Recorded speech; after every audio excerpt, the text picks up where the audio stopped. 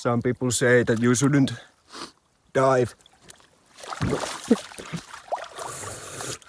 It is refreshing, but I do dive almost every time. And I don't stay too long. Just like that.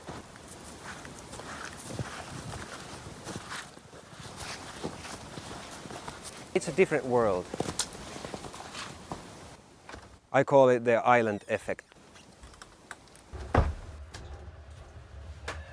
You forget the world outside. You forget phones. You are in this place and in this moment.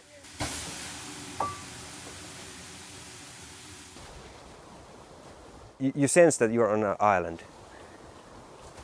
The world gets smaller.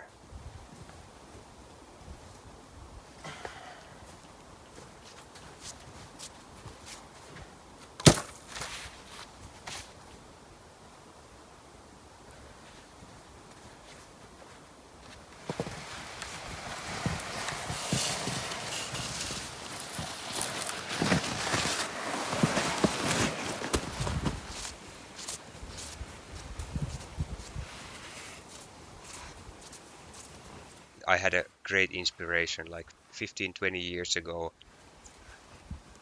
The great inspiration was that I could do some things different and just buy land and start slowly building the homestead. I was just thinking about ways to have like the necessities in your house, like the heating and the toilet and electricity.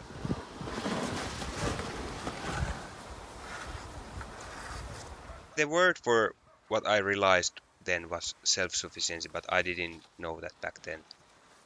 But I realized that there's different ways to fulfill your basic needs that don't require that much money.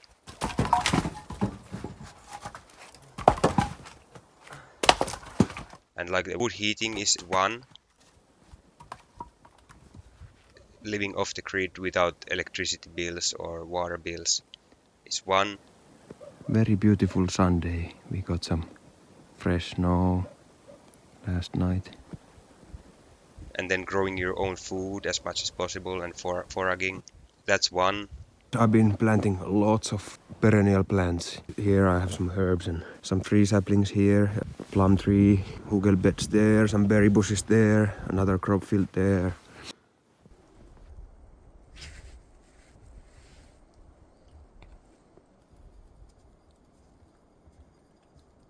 I spread some ashes like 2 weeks ago. I'm now spreading some more. I'm going with a bucket to get rid of the snow faster, so the soil starts to dry faster, and it will be ready for planting like 1 week faster. This crop field is already almost melted. Look what kind of a difference. There, no ashes. Here I put some ashes 2 weeks ago. This is the main crop field. I have marked the corners with these poles, so I know where to spread the ashes. That row there, I planted some garlic. And here I have this kastanjapuu. I don't know in English. There you go, that's officially the beginning of the farming season.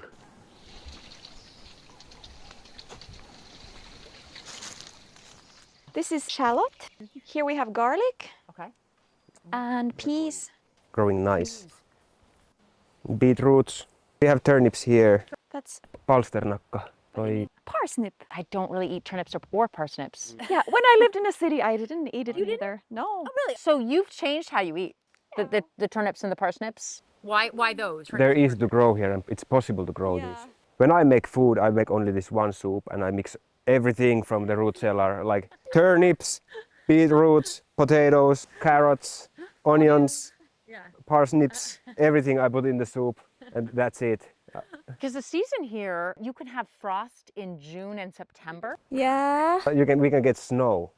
We pre-grow them inside the house and then we bring them outside because you cannot plant them straight outside. There's not enough time.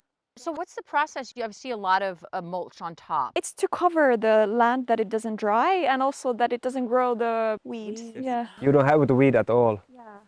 And it's like half less watering as well.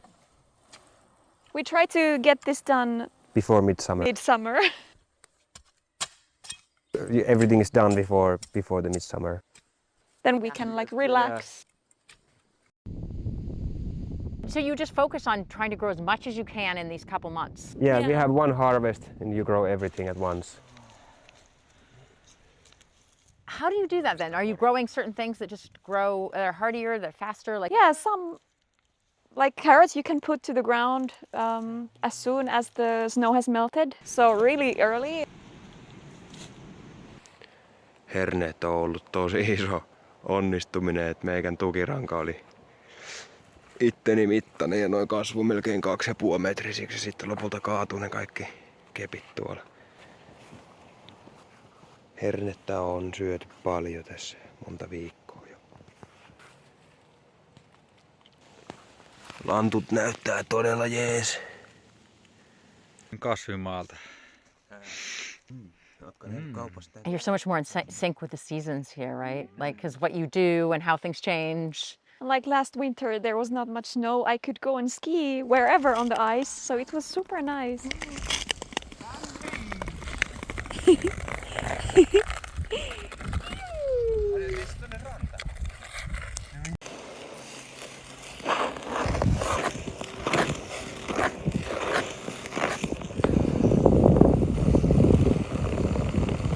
And do you like it, winter?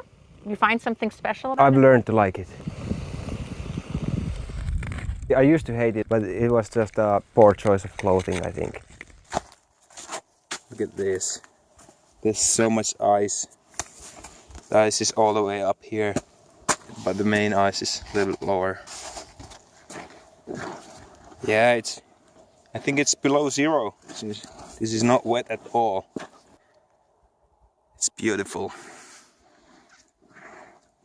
I wish I had my skates so I could skate like this.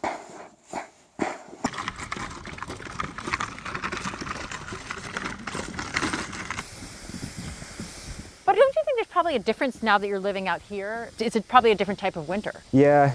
Adel, vedä! Yeah, and there's lots of things you can do in the winter.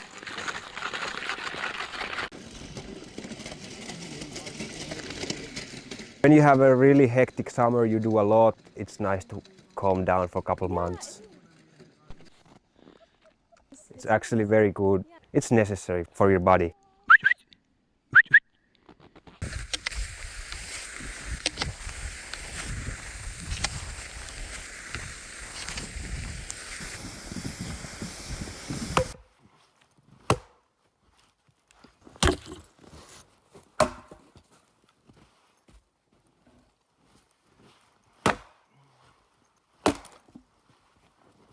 One of the reasons why I wanted to change to more a natural way of living or closer to nature was I wasn't that happy.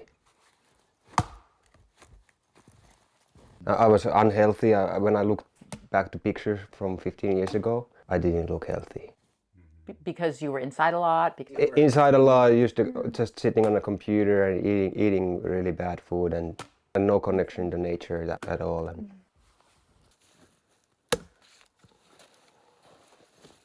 when you make a big change like that in life, the hardest thing is to give up the bad habits from the old life.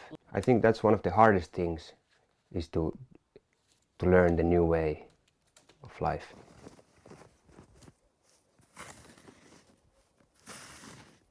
Your body has to adapt to a new life, and it takes years, and your mind as well.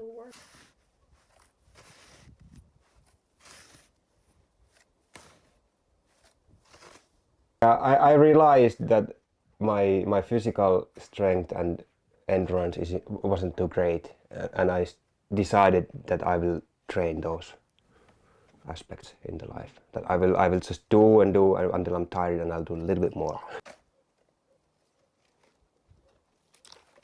The ice hole is too small for swimming. It has frozen. It used to be bigger. So I have this special tool for breaking the ice. It's called Tuura, icebreaker tool. It has sharp tip like this. It breaks the ice really nice. Let's break it.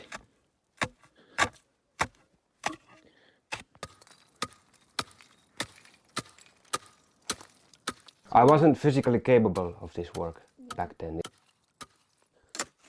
It's been a long and steady change. That is big enough. I don't need to fit there too much. Just enough to dip in there.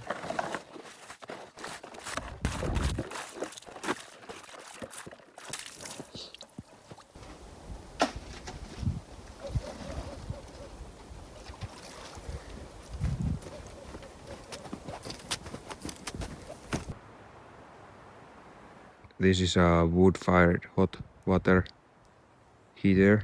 I use it for washing clothes and when it's cleaning day to mop the floors and clean kitchen and everything. We cannot have a normal washing machine because we use the lake water, which has a lot of All kinds of stuff that get dirt. And the normal laundry machine also heats the water with electricity, which is not that efficient. So we heat the water with wood, and then we mix it manually into the pulsator.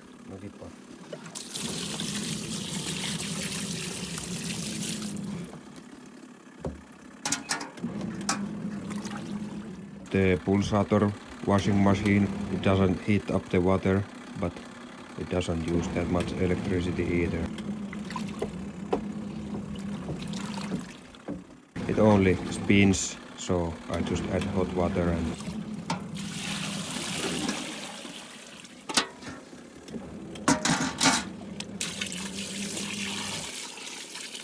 The problem is that if we had like typical laundry machine, it has many parts where water gets stuck.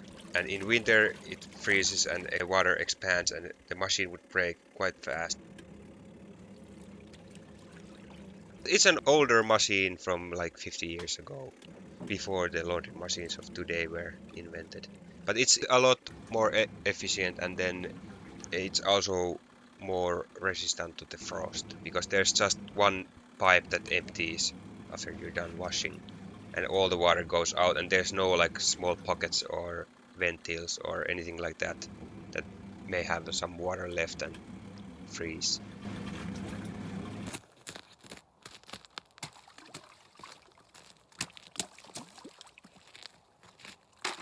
for me it's been a very long process. It didn't happen at once.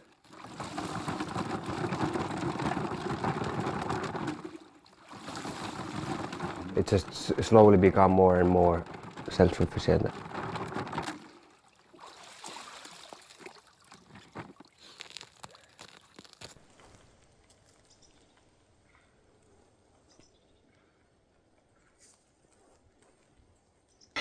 Oj!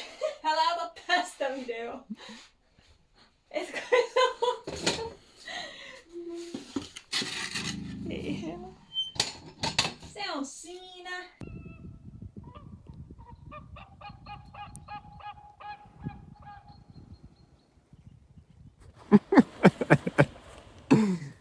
We have this string going here. If you fall, you can pull yourself up.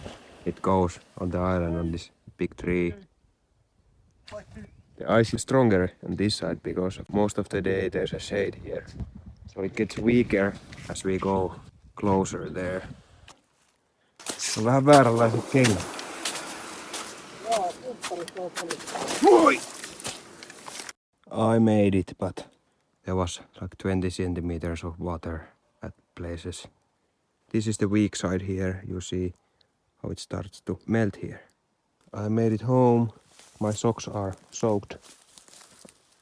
Now I will castle up for a couple weeks. Next time with the boat. Every spring and every beginning of the winter, when the ice starts to form, there's like a 1 to 2 weeks when it's too thin to walk but too strong to go by the boat. We have lots of food in the root cellar and we fill all the water canisters and go to the store like the day before the freezing happens. Manarit toimitettu.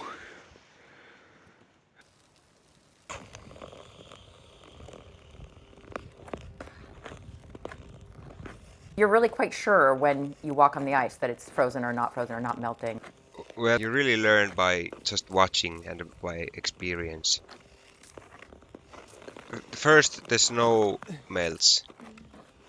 Then the ice starts to melt as well when the sunlight really starts to hit the ice. Absolutely no business to the ice. No, it's very, very sketchy. Last night I still went from here to swim in the hall.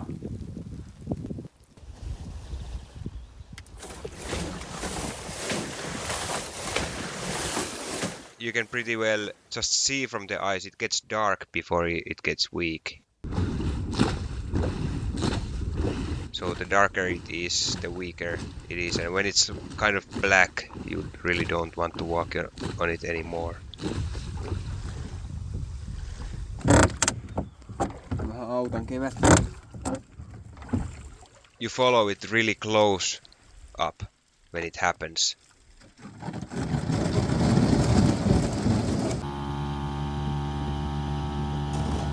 You see the ice changing every day.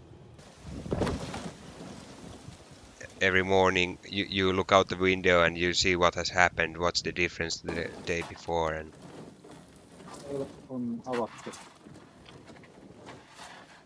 The lake is halfway open. So let's try if I can get through this thin layer of ice. I've came like halfway through the ice, but the ice gets thicker here. This darker area here, it's breaking easily, but this more white area, it's too strong. Look at this. Easy, but look at this. I'll come back tomorrow. I think the ice is gone either today or tomorrow. I'm just having fun here, enjoying the weather, enjoying the warmth, and crushing the ice that's still left.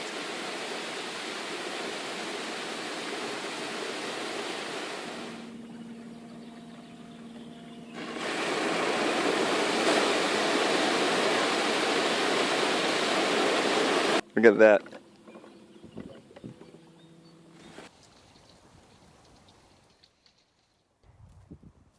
we only have one harvest a year, so there's like 1 month period in the spring when we plant everything. You see this layer where all the grass roots are? That's what you need to peel off and bury. First, dig a trench, put the topsoil in the bottom facing down. This is actually the humus layer where all the roots are, most of the biomass. It's more sandy and clay on the bottom, so I really want to keep the humus layer. Put some horse manure on top of it, spread some ashes on top of it, spread some compost on top of it.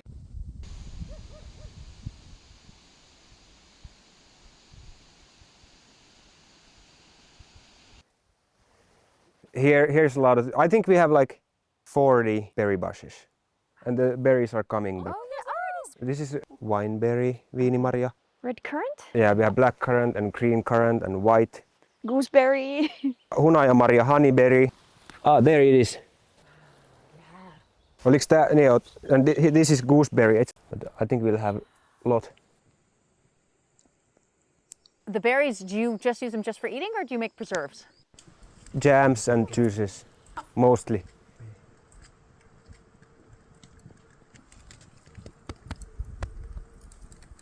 How much money do you need to live off of for this kind of lifestyle? Because you grow a lot of your own food, your energy's paid for. I think the bare minimum is like 200 euros each a month to survive comfortably, to have food and everything.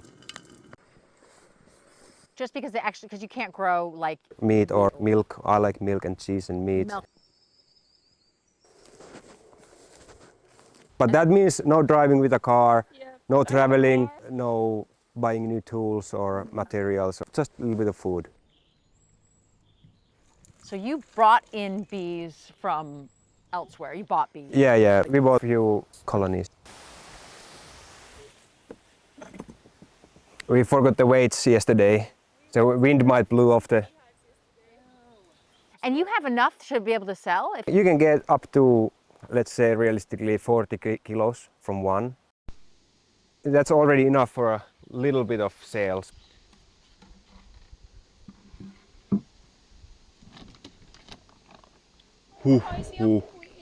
Ja noin paljon. She's actually studying to be a professional beekeeper. Tolle pitää kyllä jotain tehdä.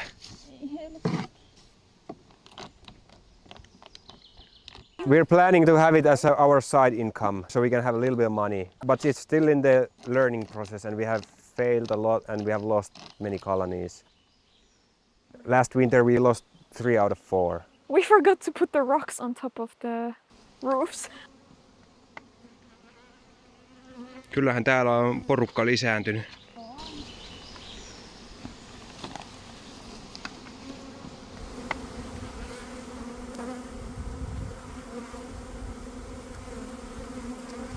I think the self-sufficiency is a journey. You don't get it all at once, but you slowly build towards it. And you buy meat now, but maybe in future we don't have to buy it that much anymore. I actually got the hunting license just a few months ago. Siellähän oli kallo.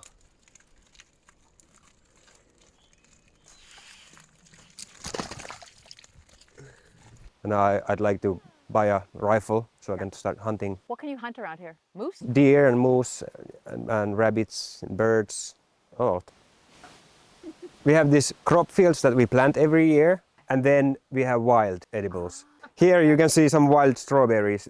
It's not that much. There's always space for one plant, you know. A lot tastier than the store-bought. Here there used to be chicken. Klaus has had chicken before. For the dog now, it kind of doesn't make sense. This is just the summer chicken coop. I used to have a fence going here splitting the island, and the chicken had this area to roam. Range. At the moment I don't have a building that is warm enough for winter. So I have to slaughter them every autumn, and it kind of loses the point, you know. This area used to be thick forest like that, full of pines. So when I bought this island, one of the first things was I cleared this area and planted the fruit trees. Here's one. The second apple tree. A cherry. Having a food forest and a garden was the dream. And I knew that that's the first thing I need to do because it's gonna take so long time. Here's a cherry tree. The soil was really bad. The soil was a little bit acidic because it used to be like a pine forest area. Here's another apple tree. So we had to work a lot, like plant grass and clover to fix nitrogen on the soil. And then we spread ashes from the fireplaces to get rid of the acidic. The only thing we do here now is bring compost to the fruit trees. Whenever there's tree saplings like birds, we just pull them out. You don't want that. Yeah, so this doesn't get forested. Okay. And the raspberry really likes that. And yeah, it's wild. What is this? This is the first building I built. It used to be the first accommodation. I used to sleep. There's a small loft up there, and there used to be a small kitchen. This is where you lived? When I bought the island, this is the thing I built right away. I've got crap load of blanks here. The foundation, it should be dry. It's been drying for 3 days. This is 4x4, and this is the frame of the floor, and this is the frame of the wall. The roof will be like just like this. And I decided to make this little cabin before I start to prepare the old one, so I can live here without it being ready. It takes a lot of cash and a lot more time than building a little cabin. Yeah, good morning. 15 years ago, I realized that I don't need to take hundreds of thousands of loans to buy a home and then pay the debt for 30, 40 years. But I could do some things different. And that is how I have brought all the stuff here. This stuff I'm bringing here now is to put here on the walls. I've been building it for a few weeks. I have the floor done. That will be sleeping loft. That's my door. Second hand. I paid 110 euros for the door and the windows together. This cabin is 3 meters by 3 meters. That's the maximum amount you can build without any kind of permission. You just have to tell them that you're building this. And it's not on a permanent foundation. Look at this door. I've got the windows. I just did these corners. Finished this one. The winter is coming. My goal is to do the windows in the roof so it can survive the winter.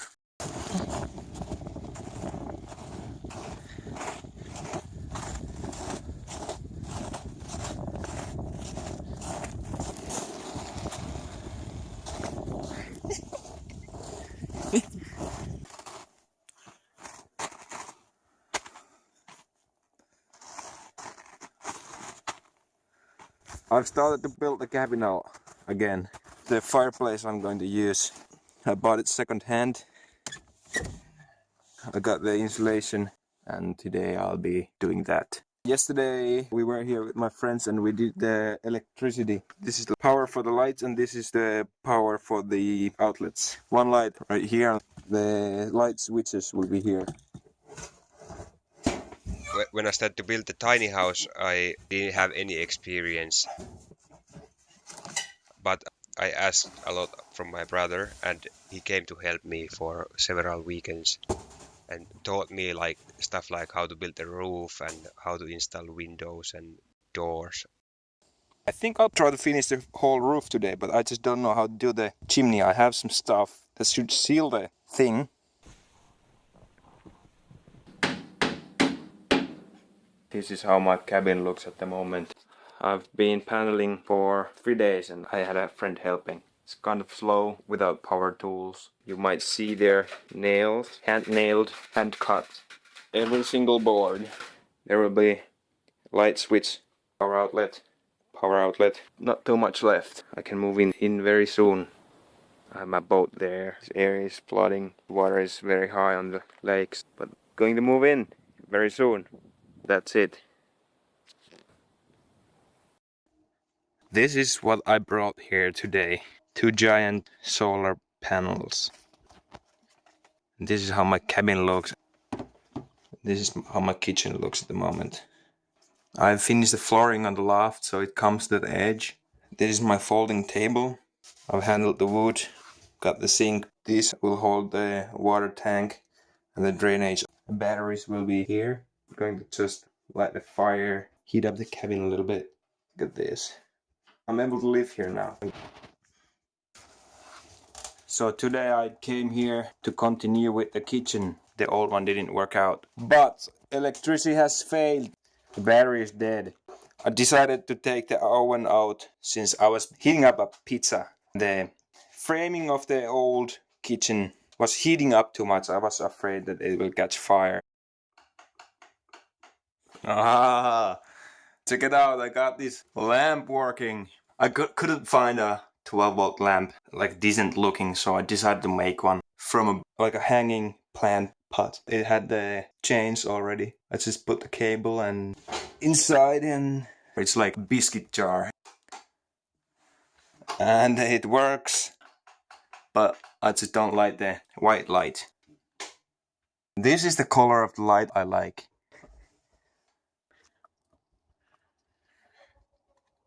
The lake is frozen slightly. We got some fresh snow. So let's put the fire going.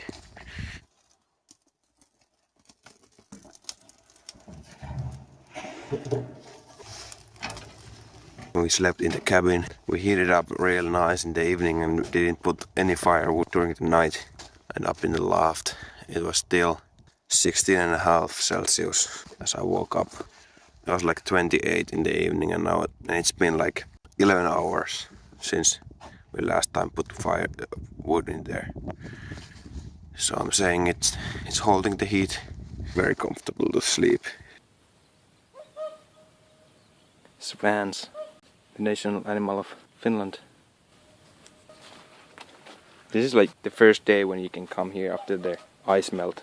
So of course the water level is high in the spring. Did you know water is going to be this high? But look at this. The The water is here. And my cabin is here, and it's also wet. There's like a ditch here, and the water is, the ground is just barely above the water.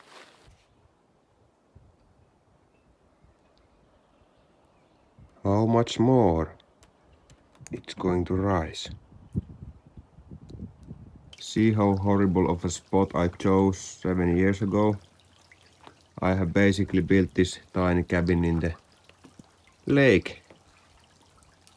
It floods like this every year. Pretty bad. I think I should move this cabin. In springtime, the water goes up. Every year it floods. A couple of years ago the water rose all the way, so it touched like 1 centimeter for the lowest woods. So actually I lifted it 15 centimeters. I lift the whole building. You can see there's no more foundation because I had to lift it so it doesn't get wet. So you're learning. It didn't come to my mind at all that it could flood. Yeah. I just thought, what an amazing spot. You have like a 360 view of lake, and the sun rises from there, and wow, this is amazing spot. And then it's the worst spot ever. And you can actually feel it in your feet that this is like turf. This is not like solid soil. But the plan is to move it there when I find the time and inspiration. Today is a rainy day, so we just juggle inside the cabin. How long did you live in this tiny thing? It was the first accommodation for probably close to 5 years. For the winters I left the country. It's 9 square meters, and well, we can have a look inside. It's full of stuff at the moment. It just works as a storage now for our beekeeping stuff. So I want to move this further away from the solid land and higher.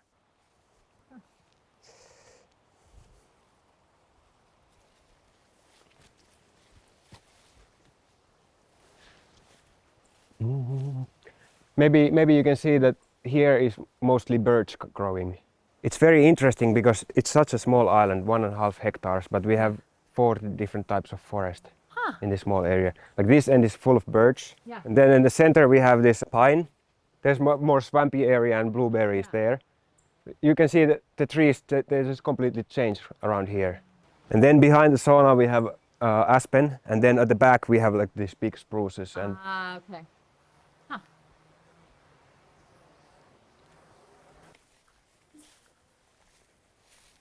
I've been working for the past 4 months or so with this. Sauna. Yeah, but it still needs like 3 more layers of log. So there was an old sauna there where the owner was born.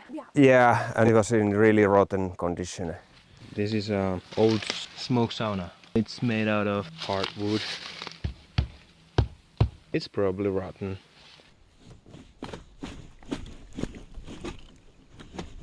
These are old. They've been here for over 100 years. But they were rotten at this end. I wanted to save as much as possible. I try to save the soul of the building. Because it has history, you know. Someone was born there. Multiple people, according to the church books, in 1891 and 1893, 2 people were born on this island. Because saunas were often where people were born, right? Yeah. It's a warm and relaxing place, and you have hot water there, and it's easy to wash. And it used to be the way. There's a lot of saunas. Every cottage has a sauna by the lake. Some people have 2 saunas and only 1 home. So the black logs are the old ones, so there's not much left. All the rest is donation logs from another building that I got for pennies.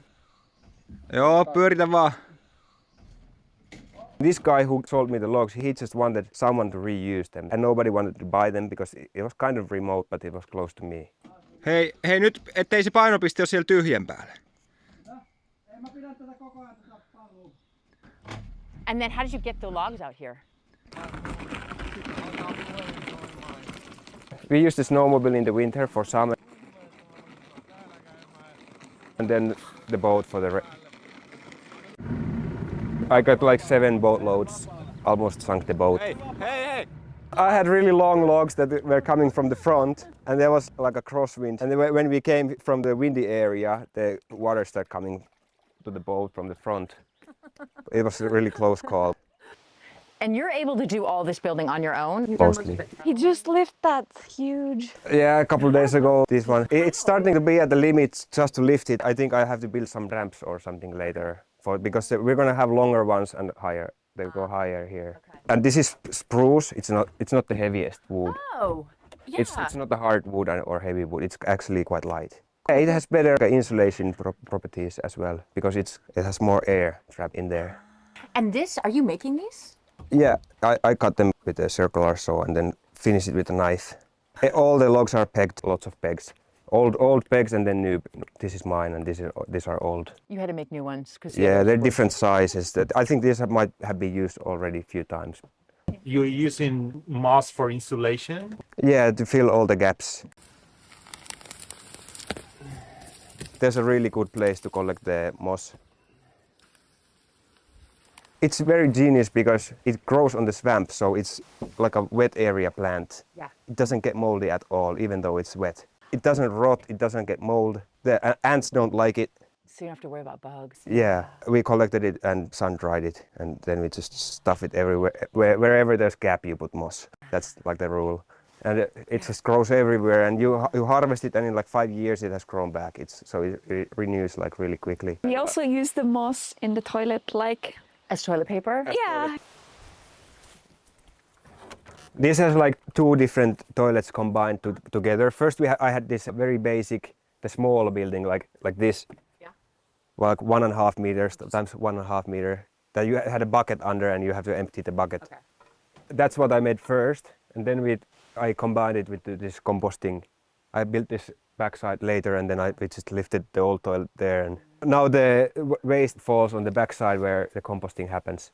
So why do you have 2? Just so you have to empty it less often. And sometimes we sit there, both of us. Up there we have more moss that we use as a toilet paper. And you see moss here. Yeah, so the moss is great because it replaces the paper, and then it works as a dry material in the toilet, so that it dries the waste and it can compost. It's also rich in nitrogen because it's green. If people use toilet paper, then they have to put these wood shavings from the planer. Okay. But if they use moss, they don't have to put anything. So we dry moss up there, or we store the dry moss up there, and then we can use it. And also I have some hay back there, so every once in a while I add some hay in the pile, so the composting is efficient. Okay. Because the temperature needs to rise high enough so it kills all the bacteria. Okay. Because we use it in the garden, the toilet waste. This is the pile from the last year. So this is sterile. It should be. It's been composted for 1 year Okay. inside in the dry, in a pile where the temperature rises, and it's been turned inside so the composting keeps going and going. This you can put in the garden now. Yeah, Yeah. there's pretty much nothing left. I even can't touch it. Yeah. It's just like composted moss and hay. And we have a compost inspector now. I think it's important to have composting toilet because this is the way we can keep the nutrients circling in the garden, and it's very easy to have closed system on an island. Everything we take from the garden, we eat, we return, and then we spread the compost for the berry bushes and fruit trees and the garden. And I've been hauling the drinking water for 10 years in a canisters. So this is one of the projects for this year. We have pristine water it's just down there. Yeah. We have like groundwater everywhere. There's a little bit coming already, but there's a huge stone that I've been splitting. Oh my God. It's the size of this well, the stone. Was that a disappointment? I knew that there will be stone because this area is so rocky. Yeah. But just a couple of days ago I managed to split it in 3 pieces, so it's progress.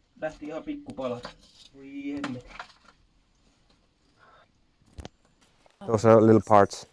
I haven't really used this yet because I can still barely lift it without just a bucket that we have to. I have the cement rings until 4 meters. I will use these. I will put them later here to prevent it from collapsing. Back in the day, they used to make wells out of logs, but then you have to make a new one every 20 years. How do you get in and out?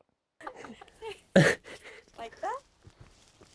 Yeah, he doesn't need that. It's not that deep yet. It's just. So I can still lift the bucket up, but soon I will need the winch.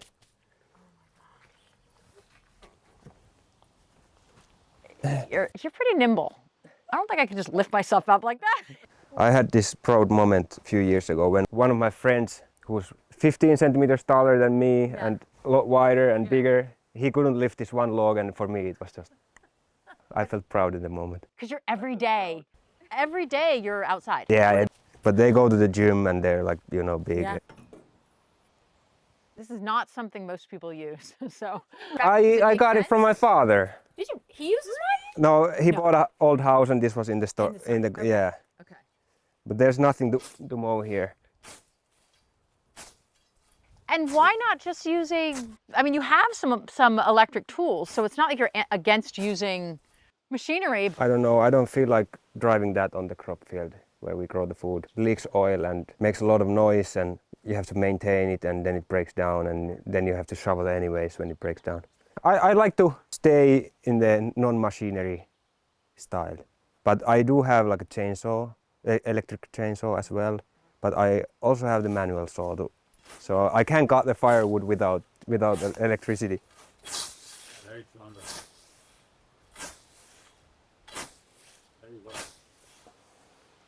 And then you just rake it and bring it to the crop field.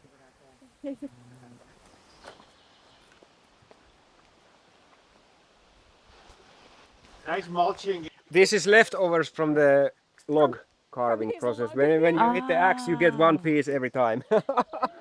Every single piece, like these, are one hit of axe. You're walking on your work. You've got to use it somewhere or put it somewhere. Just slide it in the forest.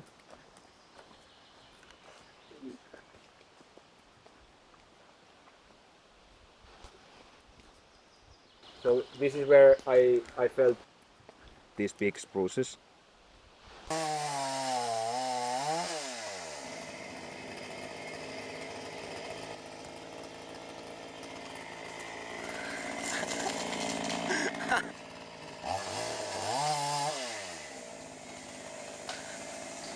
In total, I felt like 15 big spruces for the replacement logs and the lumber. So like 7 went for the logs and 6 went for the floors and the board. This is actually one of the 7-meter long one on the bottom of the house. One of the biggest logs in the house. Okay. And then I got a bunch of smaller ones like the pines and aspen. I tried to not take too many from one spot. Many people can't even see the stumps. They think this is like a natural state forest, but there used to be big trees everywhere. So I took all the straight trees and left the bended ones. First I had the other tiny house. Then my friends started to come over. I said to them that, okay, this cabin is too small, but I have lots of land. What if we build another at the other end? All this round material is from the forest. That's when it began. Just tiny pieces. Yeah. Wow, it really started small, yeah. Yeah, and the quality is really bad. We just screwed everything. It's still standing, but it's not the strongest. You've got to start somewhere.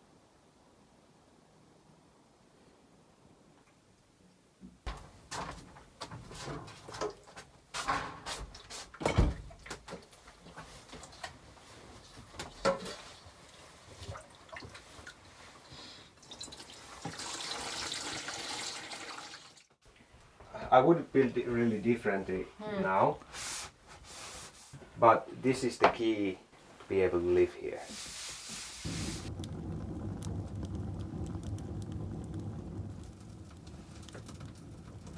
Because this is warm, we can cook, rest. It works a lot better than the other one, which is just a small box.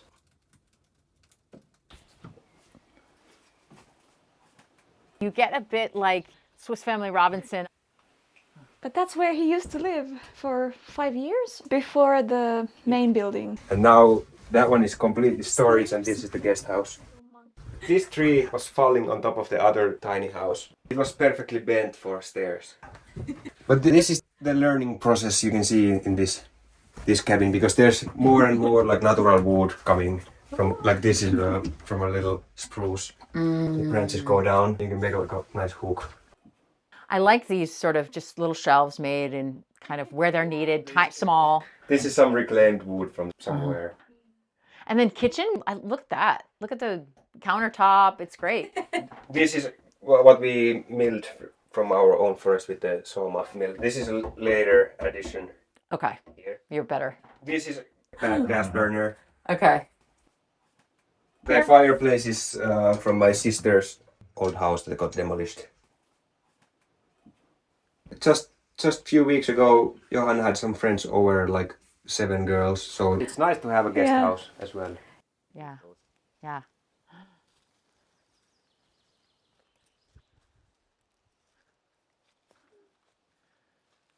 So you put at the very end of the island, you have this root cellar. I found it after 3 years of living here.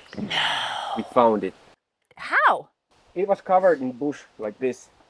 We were building this cabin, and then my friend came take a piss right there, and he saw a square hole in the ground, and he looked in there, and there was a root cellar.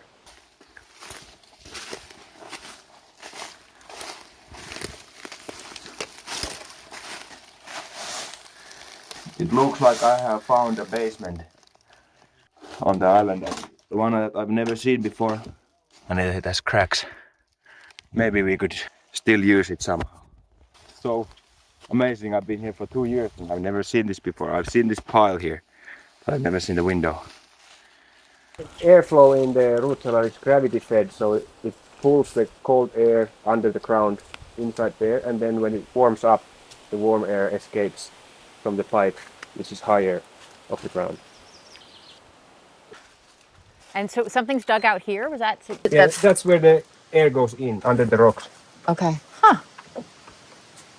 Let's see. Oh. This is very traditional. Every house used to have a root cellar. Is that your contraption? This whole thing that opens out like that, and the trap door and the hole in the concrete. Okay. So okay. I have to This figure is- out the trap door. This is elaborate. I mean, this is really. That's great. Oy. What do you have down here? So this is the Swedes or turnips. Uh-huh. From they're last year. huge. We have this is actually small. They can go up 10 kilos. Wow. This is only like 2 or 3. Yeah. And then we have the parsnip, Okay. I think. But they're starting to grow roots and some of them are going bad already. And carrots, which are sprouting already, it's too warm. Yeah. And potatoes. And then we have more carrots and juices and jams. Preserves, yeah. A little bit of, what is this? Beets? Beetroots, yeah. Beetroot, yeah. There's some cucumbers, pickled Okay. cucumbers. No wine, just juices. Juices. There's Okay. blueberry juice, mixed berry juice, apple juice. There's some kombucha, and then we have different varieties of jams. There's apple jam, that one. I think that's blueberry jam. Then we have cloudberry jam, the yellow. Raspberry jam right there. This is plum jam. Lingonberry jam. Yeah, I think 8 Celsius at the moment. Oh. I last year I made a discovery that if I empty this box into the ground, so these carrots they touch the soil like this, they stay better for longer. Oh. Because this is very cold. You can try the soil. It's very cold here, You see that you're surrounded by cement. and it's leaking a little bit. So but I'm not too worried about it. Might need to fix it later. Somebody did some work, though. I mean, this is a real intense. It's not just Yeah, dug a I hole was in the so ground. happy when we found this because it was on the list of do things before I can start gardening. And then I found it and what a big job was saved. Yeah. I had to, some of the big trees have pushed the walls, so there's like big cracks. Like there you can see cracks on the walls. I had to fix those. Walls are like deformed because the trees. Around here. Yeah. Huh. Yeah, you see. But it works. It works, yep.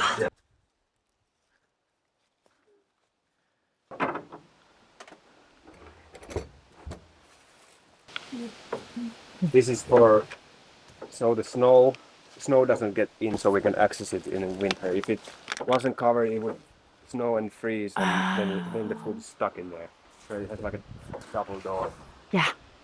This is old barn door I salvaged from. So it's too cold that if it freezes, maybe you have to wait until it's summer again. Well, of course you can open it maybe with hot water or just force it open. But it's been a little bit difficult to open it because some of the moisture escapes from between the trap door and then it freezes shut.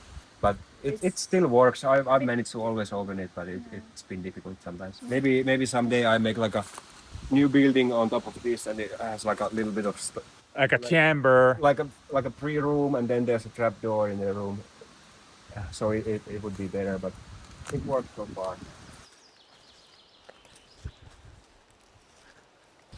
You don't need to read thorough because what he was saying is something you are experiencing every day. Yeah, but we still use money, but it's just we're less dependent on it. We have money and we use it, but we'd like to have an opportunity just in case for everything, you know. That if one day we don't have income, we still can somewhat live here. Our heating will not shut down, water will not shut down, and our food will not spoil. We will have a warm bedroom and warm house. But I've read Thoreau book, but I think it was quite boring. The style he writes was a little bit boring. I don't think I finished the book. I started it, but I didn't finish it. But the core idea was the same, that you can live without money or with a very little money.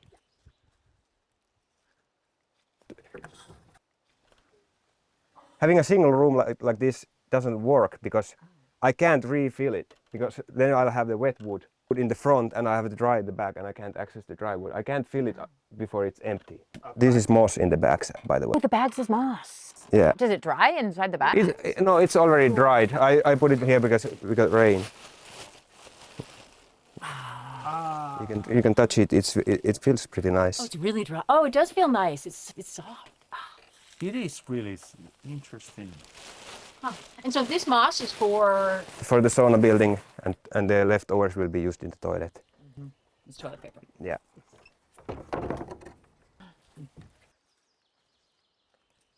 I used to come from a family that's really business orientated and money orientated, and I applied to a financing school.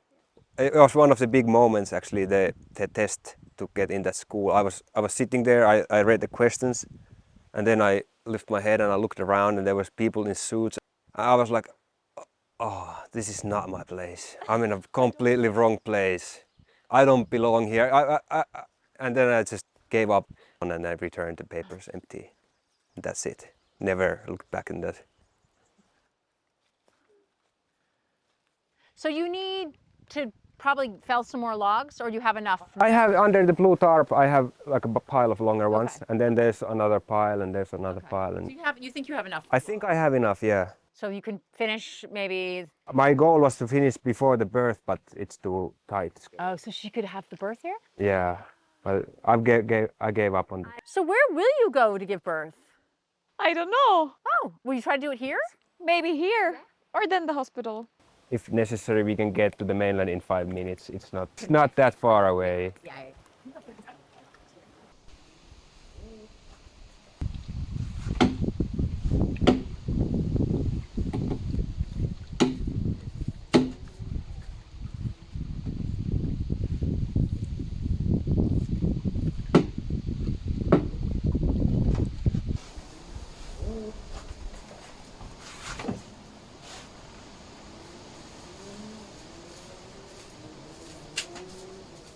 I think there's something very primal on these things, that you get like satisfaction that you can't get elsewhere.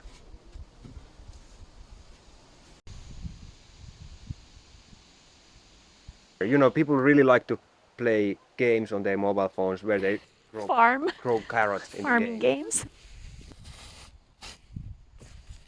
Why do they enjoy those games so much? It has something very primal. But they don't have the opportunity or the time or the patience to really grow the carrots.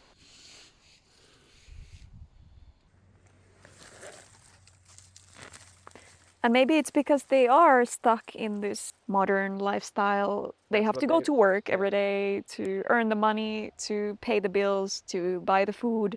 So it's hard to get like jump out of this system.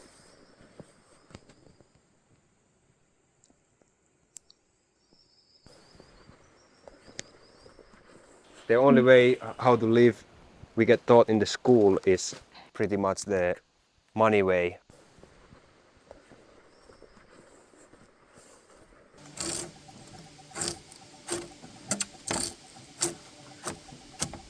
How to live through the money, work, get money, and then get things you need, get food, get shelter, get everything you need.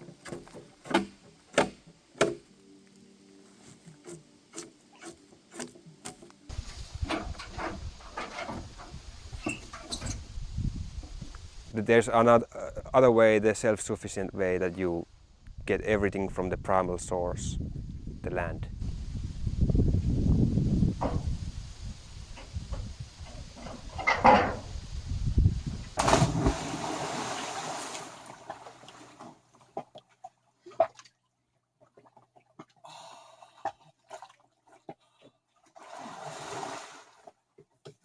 I think it's the connection to nature in everything. You wash your body in the nature, in the lake.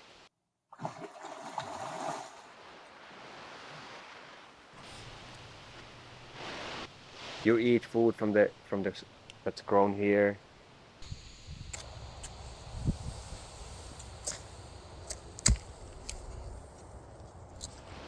You go to toilet, you're in touch with the nature. You are forced to go outside and you're forced to do these little tasks. But it has a really strong connection to nature. I think that's one of the things that people really enjoy.